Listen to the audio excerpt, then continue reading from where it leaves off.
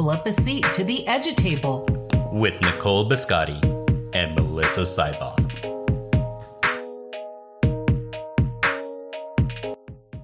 Welcome, welcome. We're so glad that you've decided to pull up a seat to the EduTable. I'm Melissa Sidebotham, and I'm here with my good friend Nicole. Hi, I'm Nicole Biscotti. The EduTable is a place for parents and educators to share ideas and perspectives.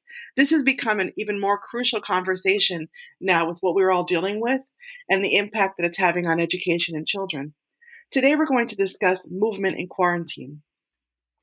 We have a wonderful panel of guests today. I'd like to introduce Dr. Brad Johnson.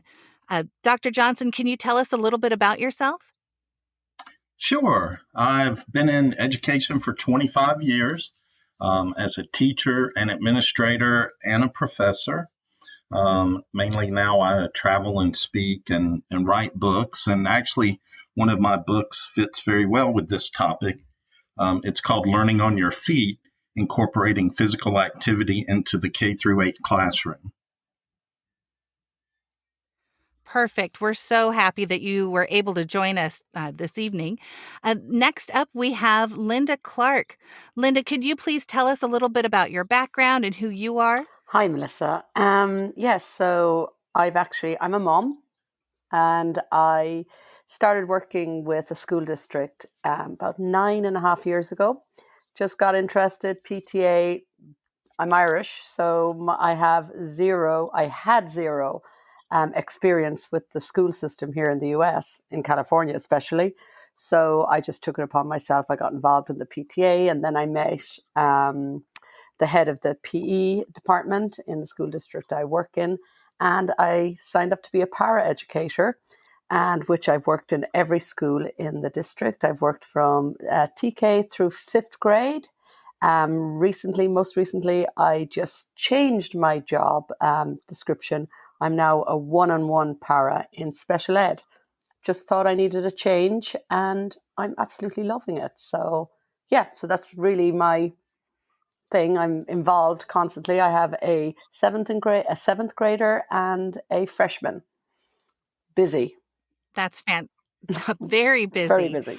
And I think everything that you have experienced is going to really give you a unique perspective on what we're talking about tonight. So thank you so much for joining us. And last but not least, we have Sachi Ito, and she is going to tell us a little bit about herself. Hi, my name is Sachi. I'm a physical therapist by education. I've been a physical therapist for, over 25 years now. And I'm also a mom of 3 kids, a little older. They're 21, 19, and 13. So I've gone through a lot of different things with the kids. And obviously movement now is a little bit more challenging than, what we've seen in the past. Thank you all for being guests on our show today. We're really glad that you took the time to pull up a seat and join us, particularly with everything going on. We really appreciate you making the time. I know that we're all a little bit stretched right now. The first question that I wanted to ask is, so given our current situation, a lot of us are working from home, a lot of us are trying to homeschool all of a sudden, and we're all obviously very concerned about this virus. Why is it more important than ever for us to be intentional about movement for ourselves and for our kiddos? Dr. Johnson, do you want to answer first? Sure.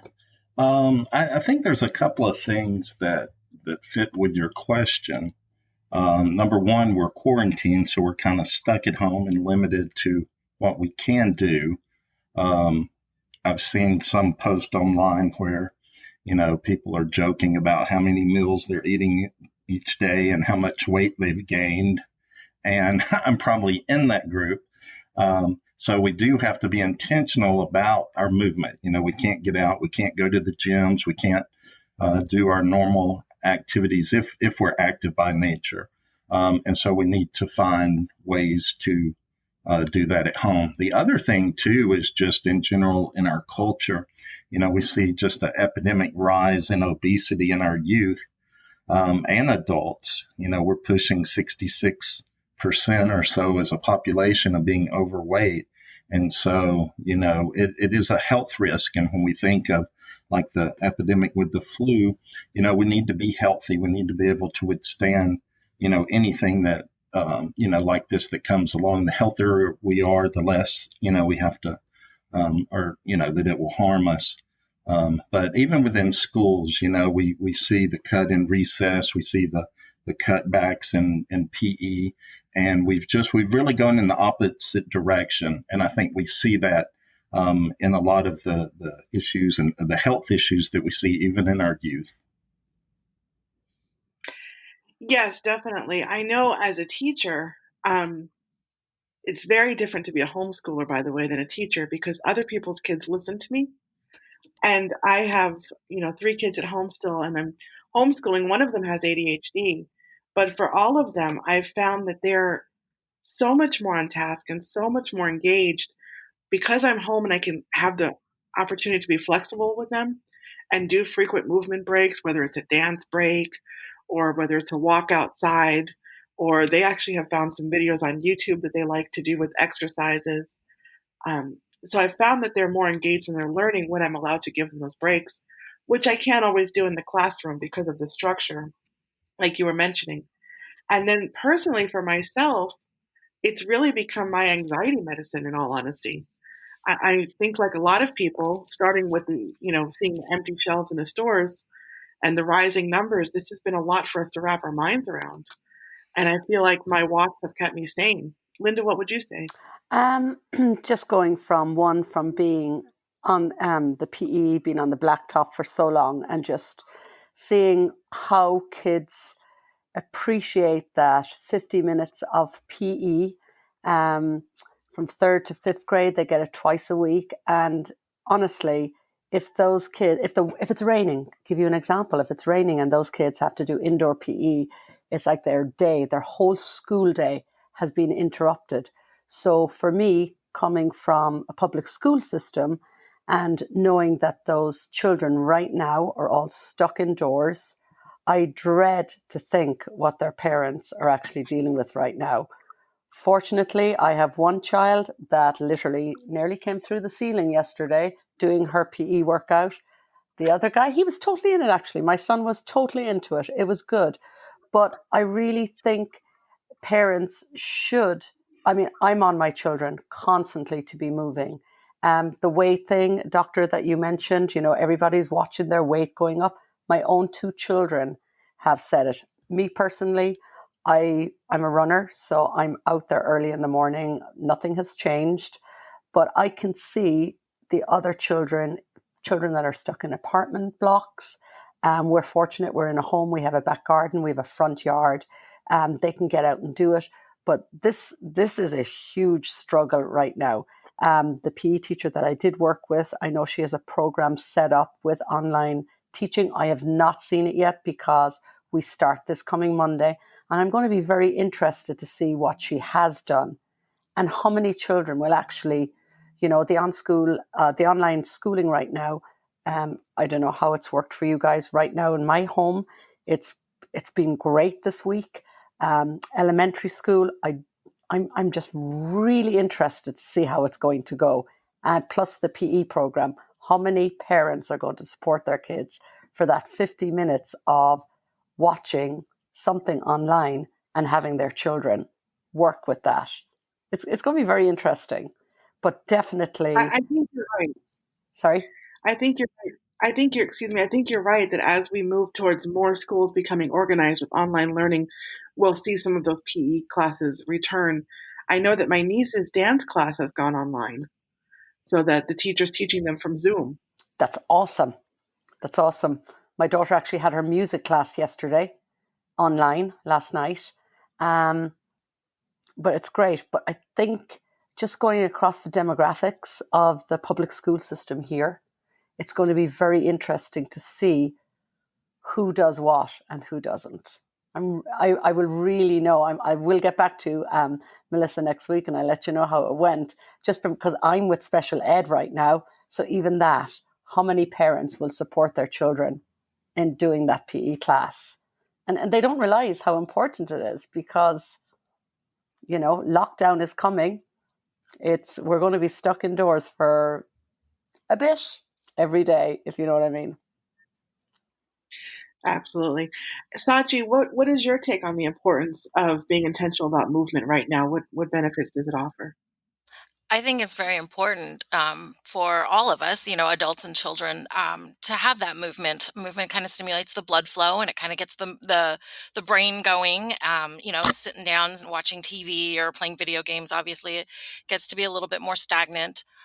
So it is important, and I think we're all seeing the same thing with all this online education, going on with the schoolwork kind of forces you to sit down. It doesn't have that movement. At least, in middle school, they have to go from one class to another. So there's after every 50 minutes or so, there's, a 5-minute little walk. So it kind of just gets some energy going again and gets them ready for the next class. We don't have that right now. So trying to force them to have that movement, I think, is really important, especially if your children have already had that type of structure. My 3 kids swim competitively. So right now they're, crawling all over the place trying to look for activities to do. And they're not really dry land children. They're in the water because they don't like to be on the land. So they're really struggling. And so I think it's important for us as parents to really push those kids to find something healthy to do, breathe some, fresh air outside, and obviously still respect that whole, distance kinds of stuff. But to create that movement is important.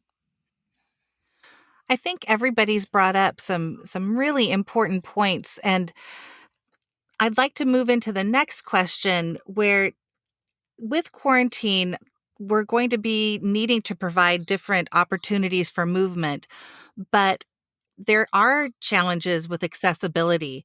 And Linda, as a paraprofessional, you've pointed out that there could be challenges with special education students, depending on what kinds of challenges they're facing. Who would like to kind of share with us what opportunities you see, or maybe some suggestions you might have for parents to help get their kids moving, even if they don't have access to that Zoom PE class or something else? This is Sachi. I think, jumping into like Facebook or social media kinds of things, there are a lot of different, oh gosh, dryland type activities that people are posting, that I think that work for everyone, whether you be a child or an adult. I think there are a lot of different opportunities out there. And I think it's just a matter of getting online to do some of those actual classes. I know I have, sport cord type things in my house. And so whatever those vendors are, they too have pushed out, different classes online. I know I go to 24-hour fitness and they have online things that they've suggested as well, classes and just kind of online activities that anybody can jump in and participate in. But I'm sure, jumping into the library and grabbing some videos from there and simply just going outside and enjoying the fresh air and doing anything, I think, is important. Absolutely. And Sachi, I think you bring up, it's such a valuable point and really kind of a bright spot. There have been so many instances where different companies or different, even small businesses like yoga studios or different things like that have really opened themselves up to say, I know that you're stuck inside, please catch us on our YouTube channel, and we'll go ahead and post workouts for you. And I just think that's really an amazing piece that we're starting to see. Linda, what would you say to that? Again, the resources out there online are incredible for children 4 through 5th grade, through all age groups, actually. Like Sachi said, there's so many, like there's 8-minute workouts, there's this, there's that. It's phenomenal. But for the younger children, there's great resources like Gonoodle, there's children's yoga. We've done them all with the students, especially, as I said, rainy days are very challenging for us. And if you don't have a gym, which most elementary schools don't have, we're confined to classrooms. So you might as well be in your own house, right? You're in a room with 25 students and you're trying to figure out, well, what are we going to do? And just the whole buzz of putting on a Gonoodle and especially, again, I don't mean to refer to special education again, but for those children where their movement sometimes can be challenging and even understanding certain games and setup, where you have it on the screen and they're fully focused. And there's so much stuff on Gonoodle. And if you do have friends with younger children, it's an incredible website because they cover everything for that age group, you know. And yeah, I mean, definitely there's plenty of resources out there. There should be actually no excuse for any child out there not to be able to do some form of exercise indoors, especially when they're restricted, you know. Very true. And just for our listeners out there, if you have never heard of Gonoodle, it's a fabulous website. And just to be clear, we do not have a sponsorship with them or anything like that. Right. It is a website that you can go on. They have yoga, they have a freeze dance, they have all different kinds of things. They even have things like meditation, but it's gonoodle.com. And it's been a lifesaver for a lot of PE teachers on those rainy days. And Yes. I think you're right, Linda. It could be a lifesaver for parents at this time too. Absolutely. Mm-hmm. Very good. Now, Dr. Johnson, what would you add to all of this? Well, I remember as a teacher, I had a place in the back of my classroom where I would allow, especially students that had like ADHD and, just had a hard time focusing. I would let them go to the back of the classroom and do things like planks or sit-ups or push-ups and give them, a few minutes to burn off some energy, refocus. And over time, that actually became part of the routine of all my classes. And that's actually where kind of the spark for the book came from. And you can do that in the home. I think Linda was talking about, if you could do things in the classroom, you can do them in the home.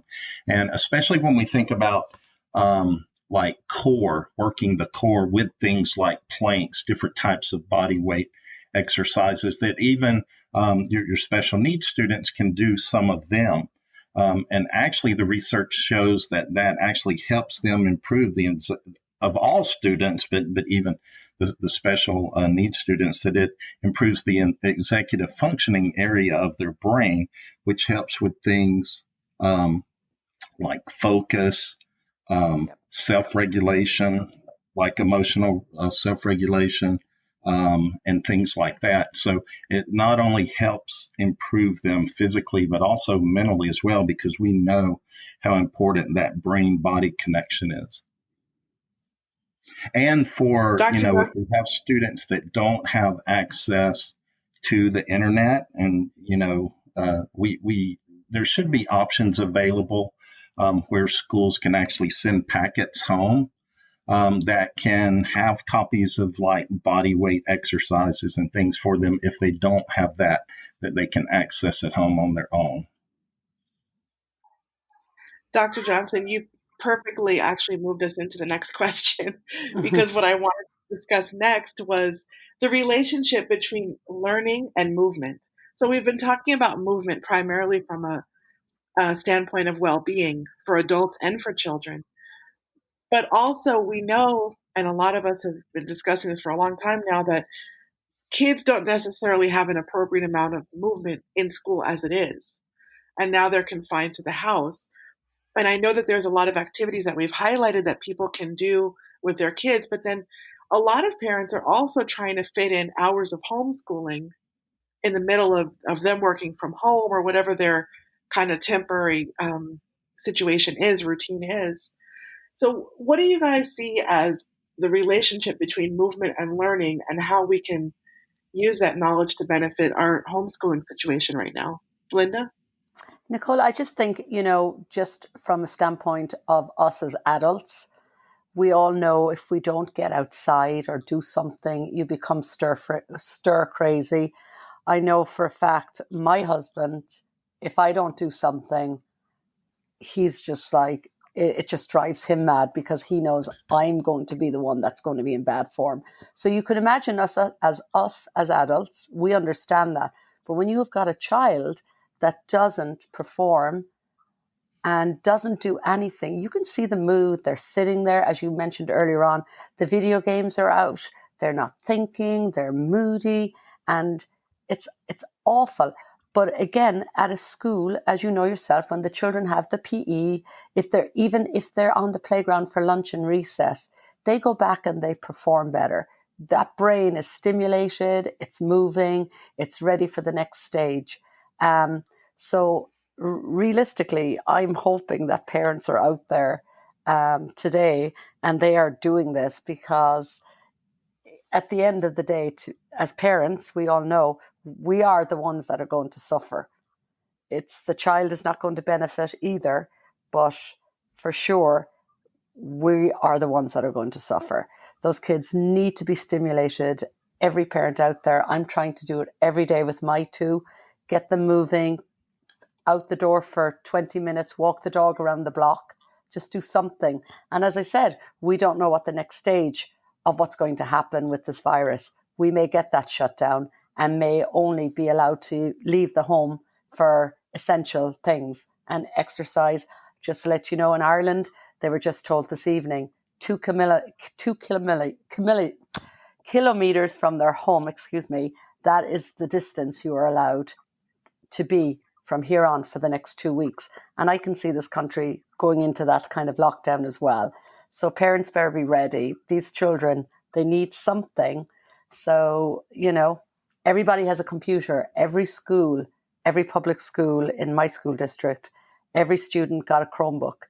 There is no reason why a child has not access to the internet right now. So I'm just hoping for their sakes and the child, they will do something.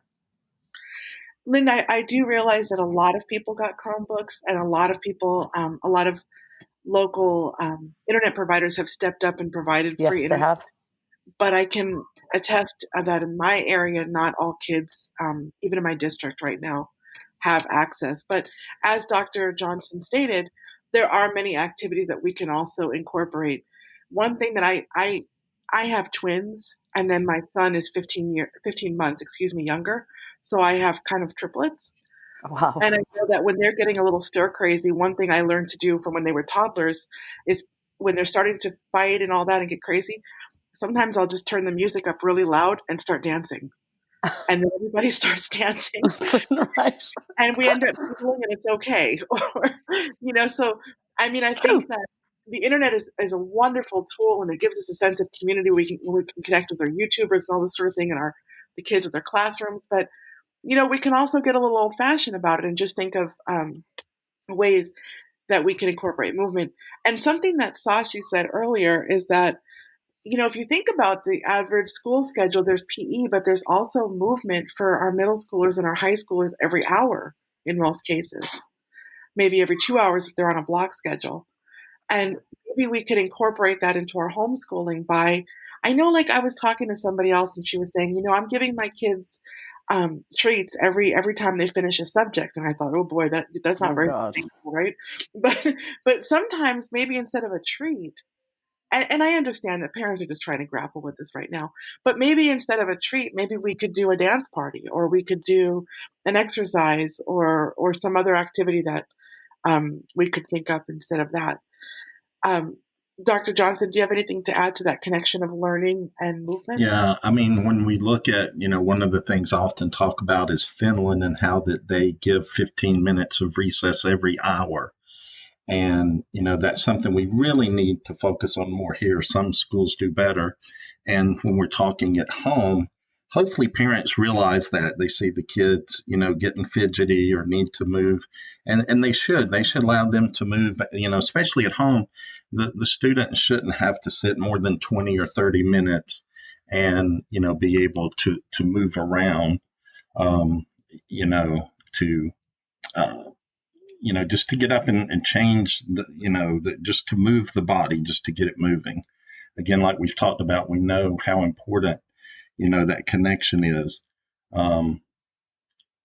whether it's, doing exercises or whatever. The other thing too, and I was kind of stumbling there because I was trying to remember what my ideal was, but when we think of how, in the schools, what we see is when students are active, like Linda was talking about, they can come back and focus better. So if you have students that are, maybe struggling in math or science or English, and you have to help them at home, a great idea is to let them move, be active for 10 or 15 minutes and then work on that subject because they'll be a little bit more relaxed and focused. Definitely. That's something that I've incorporated as a teacher quite a bit after having a son with ADHD and learning more about movement on my own. And another thing is that we do have a lot of flexibility in how we deliver these lessons as homeschoolers. And I know that most parents are not prepared to be teachers, but there's a way that we can also think of lessons as not only sitting down on a computer.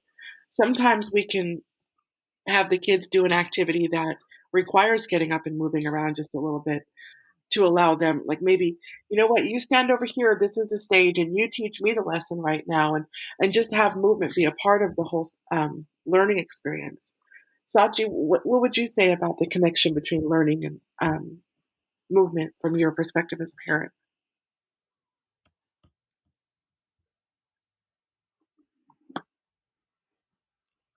Sachi, Sachi, are you there? Oops. Can you hear me? yes. Okay.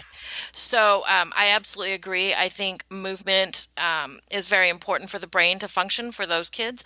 I do a lot of ergonomics over at work as well, and that is something that we push for all our employees. It's, you need to get up and move. You can't just sit still for a length of time. I say, hey, every half hour, do a little spot check with yourself. How are you doing? And so, I look at my 13-year-old who is now trying to do her little Zoom classroom things on her own. And she, not that she's frustrated, but I think she's just bored.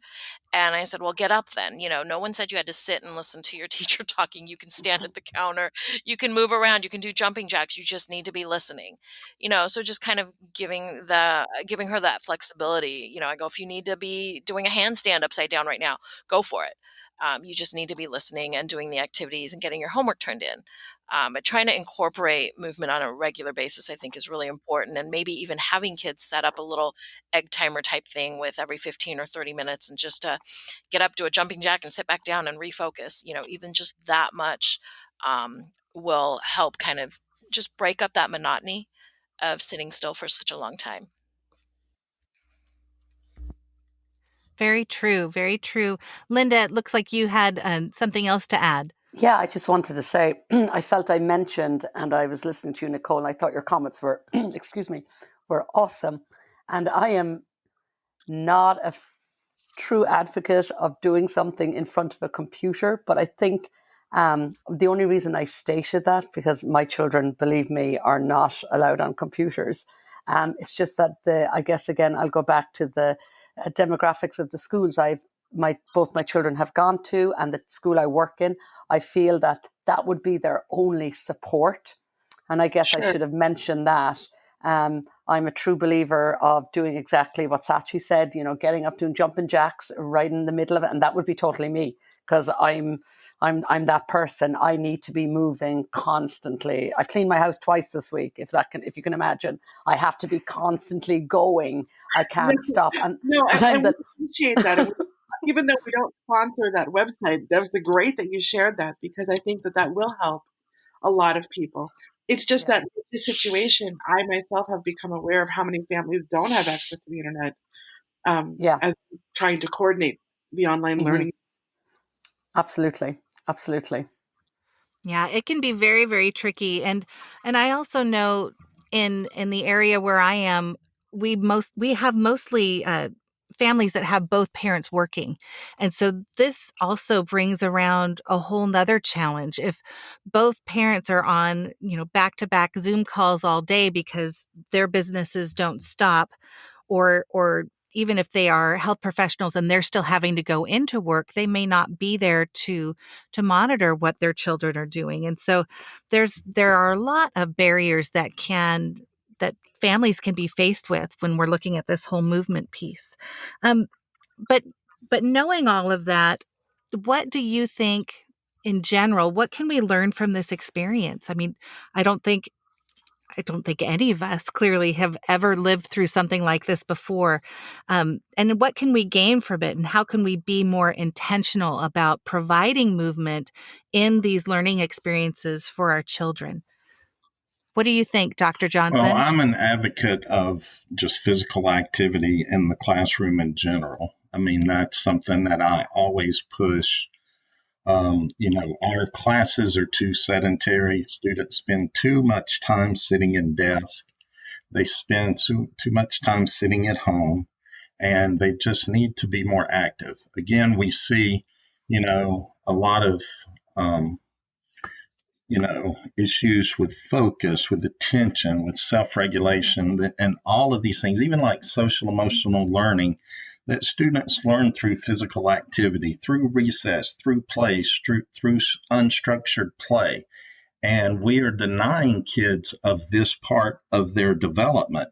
When you think about like my age growing up, I spent if my elementary school experience had not have had multiple recesses a day, an extended lunch where we could go to recess, I mean I probably would have stayed in trouble. So that gave me that outlet, and students still need that, and especially when you think of what is it that when you think of the student that causes the most issues in classrooms as far as focused on tasks, being off task, being disruptive and things like that, it's usually a boy, and that boy can't help being a boy. And what I mean by that is they're not designed, and female either, really designed to sit for long periods of time. We need to be moving. We need to allow them to burn off that excess energy and to learn like children learn. Children learn through play and physical activity, and we're denying them that. Absolutely. Got it. Got it. And that brings up so many issues that don't even just only apply to what we're going through right now, but it's really a systemic thing. And I think we're seeing a lot more conversation around that piece about all of the benefits that you see with incorporating play and making sure that kids have that unstructured time to really focus on movement and problem solving and all of those good things. Nicole, did you have something to add? Yes, I have really enjoyed this time home with my kids. This is a very unfortunate time in our history, of course, but within my family, I've enjoyed the opportunity to be with my children. Sometimes I'm so busy being a teacher that I'm not able to be as plugged into my own children's education. And it's been a blessing to be able to learn with them and see how they learn, and learn more about them and their learning styles. I know that Jason, because I write about him and I do a lot of advocacy for ADHD, needs movement, but also to see how much my girls need movement, and to see that I have the flexibility in this home environment to, you know what, let's do history right now, and then let's give it a break and do something different. Let's go bake a cake together, and then we'll come back and come back to that reading that we were going to do, and just break things up a little bit. And I really appreciate your point, Dr. Johnson, about how kids learn through play and they also learn through unstructured activities. And I think that I speak for a lot of parents in saying that this time has allowed me to kind of bond better with my children and be able to do activities that I normally don't have maybe the time or energy to do with them at the same frequency that I am right now. And I think that that provides different learning opportunities as well. I think that's so true. Very true. And it's interesting too, because listening to the language from different people all around the country and really around the globe, when they're talking about their experience of having their kids at home and teaching. And one of the things that I'm hearing a lot of is, the term homeschooling, and then you hear e-learning, and then you also hear distance learning. And I think a lot of different people are having a lot of different experiences. And homeschooling truly is where you're coming up with your own curriculum and you are the primary teacher. And I think that most school districts and most school systems are trying their hardest to provide that curriculum to families, whether they're accessing it through Zoom meetings or in a packet. And so there's some tricky things to kind of look at there, but I think for families who are truly homeschooling or don't have any guidance from their teachers or their school districts, they really are the ones that are suffering the most and would really benefit from um, all of those different ideas that we can give them for what they can do. So let's see, Sachi, I don't think we've heard from you on this last topic. Can you tell us what you would suggest for people to be more intentional? Sure.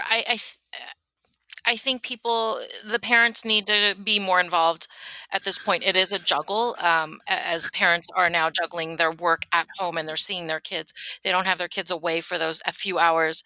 I think it's a little hard for the children to understand that mommy and daddy are still working, but for both mom and dad and the kids to just try to take that moment and set up some sort of routine or schedule to say, okay, we're all getting up at this hour and we're all going to do this, and kind of move that around and try to create that to be more routine in the future as well.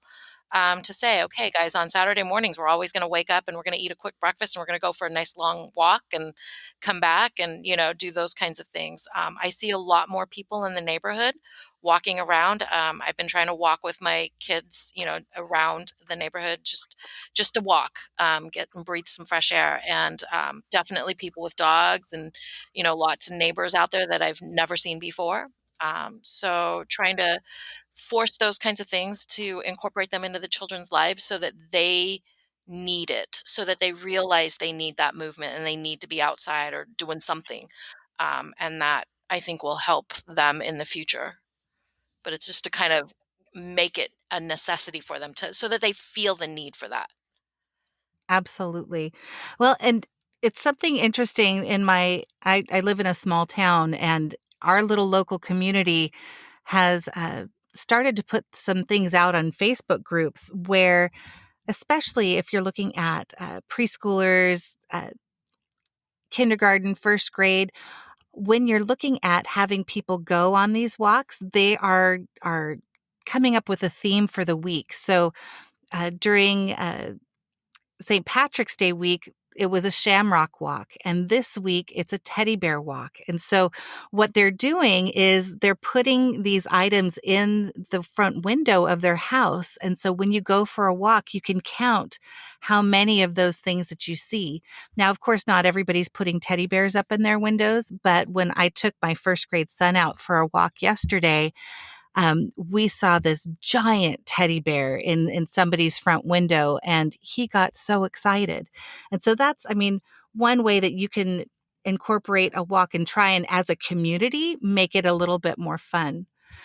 Linda, what else would you add as like final thoughts for this?